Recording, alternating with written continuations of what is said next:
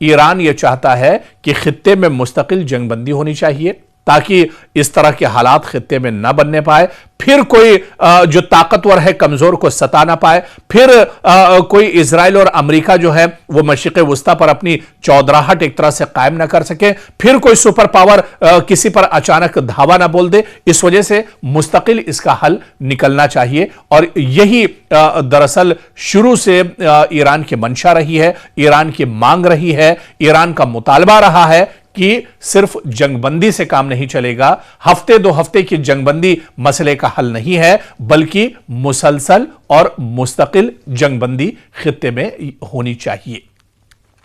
आप देखिए कि 40 दिनों की जंग का जो ये पूरा सफर है एक बहुत मुश्किल और थका देने वाला सफर है।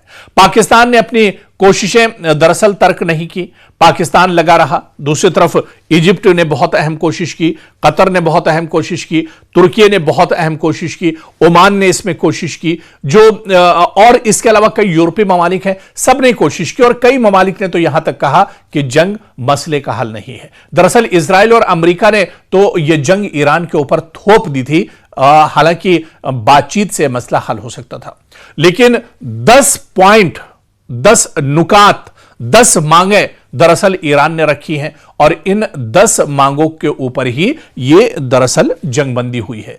क्या कुछ 10 नुकात हैं, क्या कुछ एजेंडा है, उसके बारे में भी आपको बता देते हैं, जिस पर अमेरिका मुज़ाकरात करने को एक तरह से तैयार हुआ है। दरअसल ईरानी सरकारी नशियाती इदारे के मुताबिक अमेरिका जिन नुकात पर मुज़ाकरात कर रहा है वो ईरान के पेश करदा 10 नुकाती मंसूबे का हिस्सा है और इन नुकात में खित्ते में जारी जंगों का खात्मा और ईरान के लिए अहम सियासी और इक्तिसादी जमानतें भी शामिल हैं। तो ईरान के 10 नुकाती मंसूबे को बहुत जल्दी समझ लेते हैं। इसमें इराक, लबनान और यमन में जंग का खात्मा जरूरी है। सिर्फ आप देखिए कि इसमें ईरान नहीं है, बल्कि जो मंसूबा, जो 10 नुकाती मंसूबा है, जो इसमें जो मांग की गई है, इसमें जो पहला पॉइंट ईरान की तरफ से है कि सिर्फ ईरान में मुसलसल जंगबंदी ना हो, जंग का खात्मा ना हो, बल्कि इराक, लबनान जहां पर लड़ाई हो रही है, यमन जहां पर हमेशा से एक तरह से जंग जैसे हालात रहे, यहां पर भी जंग का मुकम्मल खात्मा होना चाहिए। ईरान के खिलाफ जंग का मुकम्मल और मुस्तकिल खात्मा हो, बगैर किसी वक्त की हद के तयन किए हुए, और पूरे खित्ते में तमाम तनाज़ात का इख्तिताम होना चाहिए। यानी फिर मशरिक़ वुस्ता या जो पूरा खित्ता है यहां पर इस तरह के तनाज़ात ना उठाएं, और इसी तरह से अबनाए हुर्मुज़ को दोबारा खोलना, अबनाए हुर्मुज़ में महफूज और आजादाना बहरी गुजरगाह के लिए प्रोटोकॉल और शराइत का कायम करना। ईरान ने कहा है कि अबनाए हुर्मुज़ पर भी शराइत बनाए जाए और यहां पर अब किसी की दादागिरी दरअसल नहीं चलेगी। ईरान की तामीर नौ के अखराजात के लिए मुकम्मल मुआवजे की अदायगी। जी हां, ईरान ने फिर कहा है कि जो जंग इजराइल और अमेरिका ने ईरान के ऊपर थोपी है, इसमें जो नुकसान ईरान का हुआ है इसकी भरपाई भी दरअसल की जाए और मुकम्मल मुआवजे की अदायगी की जाए। ईरान पर आयद तमाम पाबंदियों का मुकम्मल खात्मा किया जाए। आज से नहीं, पिछले 30 साल से, कई दहाइयों से ईरान पर मुकम्मल और कई पाबंदियां कई तरह की रही हैं, चाहे माशी पाबंदी की बात की जाए, कारोबारी पाबंदी की बात की जाए, असलाह और गोला बारूद को लेकर बात की जाए, न्यूक्लियर पावर्स को लेकर बात की जाए, बहुत सी पाबंदियां दरअसल बहाने बनाकर अमेरिका और इजराइल ने पाबंदियां आयद की और अमेरिका ने यह पाबंदियां आयद की हैं, जिस पर ईरान ने कहा है, अपनी मांगों में डिमांड की है कि तमाम पाबंदियों का मुकम्मल खात्मा होना चाहिए।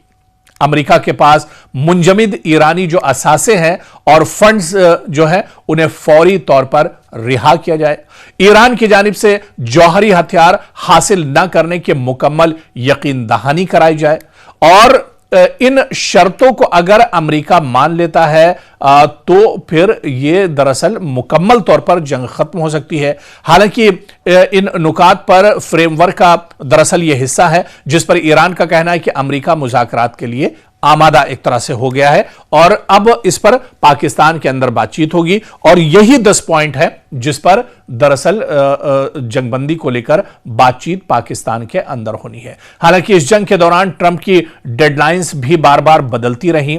आप देखिए कि कई बार अमेरिकी सदर डोनाल्ड ट्रंप दुनिया के सामने आए, उन्होंने, और शायद ही कोई ऐसा दिन हो जिस दिन डोनाल्ड ट्रंप प्रेस कॉन्फ्रेंस न करते हो, प्रेस ब्रीफिंग न करते हो, और प्रेस ब्रीफिंग में लगातार वो अपनी डेडलाइन देते रहे। आप देखिए कि पहली जो डेडलाइन 28 फरवरी को जो जंग शुरू हुई थी, उसके बाद जो पहली डेडलाइन ईरान को दी गई थी वो 1 से 21 मार्च के दरमियान की डेडलाइन दी गई थी ट्रंप की तरफ से। ट्रंप ने कहा कि अगर ईरान ने 48 घंटों में आबी रास्ता दोबारा न खोला तो वो बिजली घरों को निशाना बनाकर तबाह कर देंगे। सबसे बड़े प्लांट से उन्होंने कहा कि वो शुरुआत करेंगे। यह दरअसल पहली डेडलाइन थी जो 1 मार्च से 21 मार्च के दरमियान ईरान को अमेरिका ने दी थी, डोनाल्ड ट्रंप ने दी थी। डोनाल्ड ट्रंप ने फिर आगे बढ़े, पहली डेडलाइन पर वो कायम नहीं रहे और उन्होंने दूसरी डेडलाइन दी, और दूसरी डेडलाइन उन्होंने 23 मार्च की दी। ट्रंप ने कहा कि ईरान और अमेरिका के दरमियान बहुत अच्छी और नतीजाखेज बातचीत हुई है और तवानाई के इंफ्रास्ट्रक्चर पर हमले 5 दिन के लिए मौखर कर दिए हैं। फिर जब यह डेडलाइन पूरी नहीं हुई तो डोनाल्ड ट्रंप ने तीसरी डेडलाइन दी, और तीसरी डेडलाइन उन्होंने 27 मार्च को दी। ट्रंप ने कहा कि वो ईरानी हुकूमत की दरख्वास्त पर तवानाई के प्लांट्स पर हमला 10 दिन के लिए मौखर कर रहे हैं, और इसी तरह नई डेडलाइन उन्होंने 6 अप्रैल को दी। यानी 6 अप्रैल को 48 घंटे की वार्निंग दी गई। 6 अप्रैल करीब आते ही ट्रंप ने खबरदार किया कि ईरान के पास 48 घंटे हैं वरना वो कयामत बर्पा कर देंगे। और फिर आप देखिए कि ताजा तरीन धमकी इतवार के दिन आई। इतवार को एक सख्त सोशल मीडिया पैगाम में ट्रंप ने धमकी दोहराई कि मंगल का जो दिन होगा वो पावर प्लांट डे और ब्रिज डे होगा। यानी डोनाल्ड ट्रंप ने कहा कि बड़े पैमाने पर ईरान के अंदर तबाही मचाई जाएगी, पूरी की पूरी जो यहां की रिवायात हैं वो एक तरह से नेस्तो नाबूद कर दी जाएंगी, यहां के जो पावर प्लांट्स हैं उन्हें तबाह कर दिया जाएगा, यहां के जो पुल और ब्रिज हैं उन्हें सफाई हस्ती से एक तरह से मिटा दिया जाएगा, खत्म कर दिया जाएगा। और फिर उन्होंने वाज़ेह किया कि मंगल रात 8 बजे यह तबाही ईरान में आएगी। तो इस तरह से आप देखिए कि डोनाल्ड ट्रंप किस तरह से डेडलाइन देते रहे, अपनी बातों को बदलते रहे, पूरा प्रोपेगेंडा इस जंग के बीच में करते रहे। हालांकि आखिर में जिस जंग की धमकी वो देते रहे, जिस तबाही की वो धमकी देते रहे, लेकिन आखिर में अमेरिका को घुटने टेकने पड़े। डोनाल्ड ट्रंप को बातचीत की मेज पर आना पड़ा और आखिर में कहीं ना कहीं पाकिस्तान की सालसी, जो खुद अमेरिका ने एक तरह से सालसी कराई है, ईरान इस पर नहीं झुका है और पाकिस्तान को बीच में लाकर अमेरिका ने यह कहलवाया कि 2 हफ्तों के लिए यह सीज फायर एक तरह से हो रहा है, जंगबंदी हो रही है। इधर पाकिस्तान ने अमेरिका और ईरान को जंगबंदी मुआहदे के बाद मुज़ाकराती टीमों को अब इस्लामाबाद आने की दावत दे दी है। वज़ीर आज़म शहबाज शरीफ ने बाकायदा अपने पैगाम में लिखा कि वो आने वाले दिनों में मजीद खुशखबरी शेयर करने के मुंतज़िर हैं। शहबाज शरीफ ने अपने पैगाम में लिखा कि इंतहाई आजिज़ी के साथ मुझे यह ऐलान करते हुए खुशी महसूस हो रही है कि ईरान और अमेरिका अपने इत्तेहादियों के साथ हर जगह बशमूल लबनान फौरी तौर पर जंगबंदी पर मुत्तफिक हो गए हैं। उन्होंने कहा कि मैं इस दानिशमंदाना फैसले का गर्मजोशी से खैर मकदम करता हूं और दोनों ममालिक की क़यादत का शुक्रिया अदा करता हूं। साथ ही मैं उनकी मुज़ाकराती टीमों को दावत देता हूं कि वो 10 अप्रैल 2026 को इस्लामाबाद तशरीफ लाएं ताकि तमाम तनाज़ात के हतमी हल के लिए मजीद बातचीत की जा सके। शहबाज शरीफ ने कहा कि दोनों फरीक ने गैर मामूली बसीरत और समझ बूझ का मुजाहरा किया है और अमन और इस्तेहकाम के मकसद को आगे बढ़ाने में तामीरी तौर पर मसरूफ रहे हैं। शहबाज शरीफ ने कहा कि हमें पूरी उम्मीद है कि इस्लामाबाद मुज़ाकरात पायदार अमन के क़याम में कामयाब होंगे और हम आने वाले दिनों में मजीद खुशखबरियां शेयर करने के ख्वाहिशमंद हैं। इस बीच ईरान ने तस्दीक की कि अमेरिका के साथ अब 10 नुकाती एजेंडे पर मुज़ाकराती अमल 15 रोज के लिए इस्लामाबाद में जुमे से शुरू होगा, जिसमें जरूरत पड़ने पर मजीद तौसी भी की जाएगी। और इस बीच ईरान की सुप्रीम नेशनल सिक्योरिटी काउंसिल ने अपने ताजा बयान में कहा है कि गुज़िश्ता 40 दिनों में ईरानी अवाम और मुसल्लह अफवाज के मज़ाहमत ने दुश्मन को पसपाई पर मजबूर कर दिया है और जंग के बेशतर अहदाफ हासिल ईरान ने कर लिए हैं। दरअसल ईरान इस जंगबंदी को अपनी जीत मान रहा है। जिस तरह से अमेरिका ने घुटने टेक दिए, जिस तरह से पाकिस्तान की सालसी अमेरिका और इजराइल ने करवाई और उसके बाद यह जंगबंदी हुई है, ऐसे में यह ईरान की वाकई में बहुत बड़ी जीत मानी जा रही है। और आप देखिए कि बयान के मुताबिक ईरान ने इब्तिदा से ही फैसला किया था कि जंग उस वक्त तक जारी रहेगी जब तक दुश्मन को पछतावे और मायूसी की कैफियत में न पहुंचा दिया जाए और मुल्क के खिलाफ तवीलुल मुद्दती खतरात जब तक खत्म न हो जाए। इस बयान में कहा गया कि ईरान ने अमेरिकी सदर की जानिब से दी गई मुतादिद डेडलाइंस को मुस्तरद किया और वाज़ेह किया कि दुश्मन की किसी भी मोहलत को कोई अहमियत नहीं दी जाती है।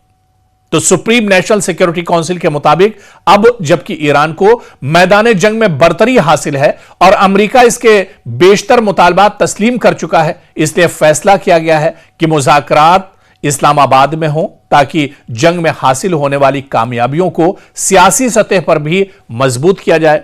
बयान के मुताबिक ये मुज़ाकरात 15 दिन तक जारी रह सकते हैं और जरूरत पड़ने पर इस मुद्दत में तौसी भी हो सकती है। तो यह दरअसल एक बहुत बड़ा कदम है। 40 दिनों के बाद अब यह दिन आया है जब जंगबंदी हुई है।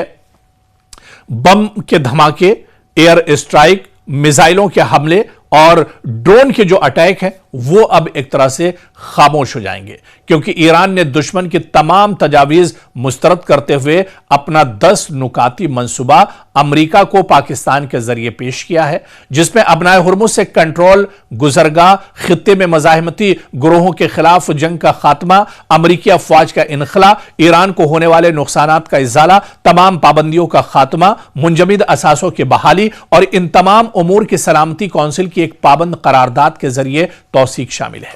ईरानी हुक्काम के मुताबिक पाकिस्तान के वज़ीर आज़म ने इत्तला दी है कि अमेरिका इन उसूली नुकात को मुज़ाकरात की बुनियाद के तौर पर कबूल कर चुका है। ताहम अब देखना यह बहुत अहम होगा कि क्या यह बातचीत आगे बढ़ती है, किस तरह से यह बातचीत आगे बढ़ती है। क्या ईरान अमेरिका की शर्तों पर यह बातचीत करता है या फिर जो शराइत ईरान ने रखी है क्या उसे अमेरिका एक तरह से मानने के लिए तैयार होता है। लेकिन इस बातचीत और इस जंगबंदी के दरमियान जो सबसे ज्यादा निगाहें होंगी वो इजराइल पर होंगी कि इजराइल अपनी नापाक हरकतों से बाज आता है या नहीं। क्या जंगबंदी के बाद वो भी दरअसल इस जंगबंदी पर राजी है? क्या वो अब ईरान पर हमले नहीं करेगा? क्या वो अब ईरान पर एक तरह से एयर स्ट्राइक या मिसाइल या ड्रोन के जरिए से अटैक नहीं करेगा? क्या वो भी इस जंगबंदी का एहतराम करेगा? यह दरअसल सबसे इंपॉर्टेंट है, क्योंकि इससे पहले गजा में अमेरिका ने एक पीस डील की थी, लेकिन उस पीस डील का इजराइल ने एहतराम नहीं किया था। इजराइल लगातार गजा में खून खराबा करता रहा था। तो ऐसे में क्या अब जब एक और पीस डील ईरान और अमेरिका के दरमियान हुई है, क्या इजराइल इस पीस डील का, इस जंगबंदी का, इस मुआहदे का क्या एहतराम करेगा? क्या इसका ख्याल रखेगा? यह भी आने वाले दिनों में देखना बहुत अहम होगा। किस तरह से यह बातचीत आगे बढ़ती है, कितनी मजबूती से बातचीत आगे बढ़ती है, जंग यहीं पर रुकेगी, थमेगी या यह सिलसिला जारी रहेगा, यह देखना अहम होगा।